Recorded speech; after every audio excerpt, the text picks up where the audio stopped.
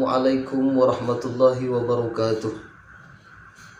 Alhamdulillahi wa kafa, wassalatu wassalamu ala sayyidil mustafa sayyidina Muhammadin wa ala alihi ahli sidqi wal wafa.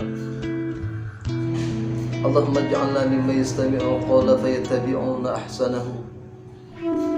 Sahabat Anastafil Channel yang dirahmati oleh Allah, ada seorang ulama yang di masanya masyhur dengan sebutan Sultanul Ulama, pemimpin para ulama, karena kealiman beliau ahli di bidang ilmu fikih, beliau ahli di bidang ilmu usul, beliau ahli di bidang ilmu tafsir. Beliau dilahirkan pada tahun 577 Hijriah dan beliau wafat pada tahun 600-an.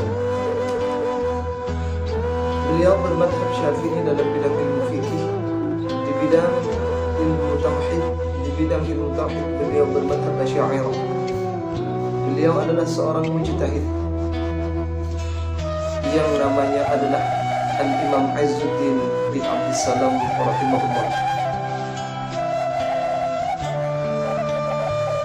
Dalam kitabnya beliau menulis sebuah syair yang indah sekali untuk kita renungkan bersama, untuk dijadikan pegangan dalam hidup kita. Syair tersebut menerangkan tentang perkataan surga, yang mana bunyi syairnya adalah ayyuhal ashiku ma'na husnina mahruna ghadin liman yatlubuna jasadun mubnan wa rawhun fil 'ana wa jufunun la tadhuqul masana. Al-Imam Izzuddin bin Abdussalam menjelaskan perkataan syurga bagi orang-orang yang ingin masuk ke dalam syurga. Syurga berkata, wahai orang-orang yang menginginkan keindahanku, wahai orang-orang yang menginginkan masuk ke dalamku, ketahuilah maharku itu mahal, mas kawinku itu mahal. Apabila engkau menginginkan masuk ke dalamku, maka penuhilah maharku tersebut. Yang pertama adalah jasadun mubnan, jasad yang selalu lapar. Dalam arti orang yang ingin masuk ke dalam surga, orang yang menginginkan keindahan surga, badannya harus selalu lapar. Bisa jadi orang itu adalah ahli puasa Senin Kamis atau ahli puasa Daud. Atau bisa jadi orang itu memang suka lapar, karena orang yang kenyang dia akan malas untuk beribadah, dia akan malas untuk berzikir mengingat Allah. Perut yang kenyang akan senang untuk istirahat dan tidur. Maka kata surga, jasadun mubnan, jasad yang selalu lapar adalah mahar pertamaku. Mahar yang kedua, waruhun fil 'ana, senang ketika ia dalam keadaan miskin. Apakah kita semua termasuk orang-orang yang senang ketika kita dalam keadaan tidak punya apa-apa?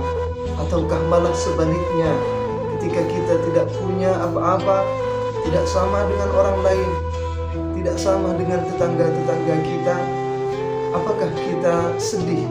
Ataukah kita sakit? Ataukah kita bahagia? Kalau kita bahagia dalam keadaan kita miskin, maka kita sudah memenuhi salah satu syarat untuk masuk surga. Karena Nabi kita, baginda Nabi Muhammad SAW berdoa, ya Allah, jadikanlah aku orang miskin dan kumpulkanlah aku dengan orang-orang miskin.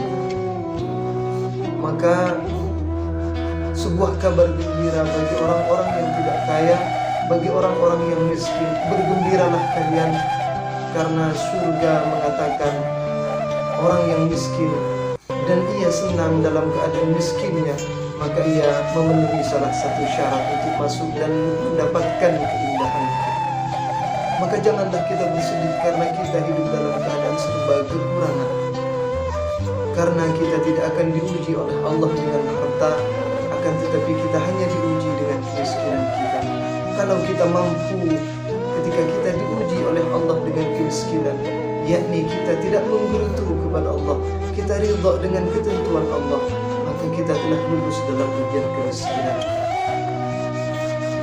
Yang terakhir, yang ketiga, mahar daripada surga, wajufunun la tadzuqul wathana, kelopak mata yang tidak tersentuh ngantuk.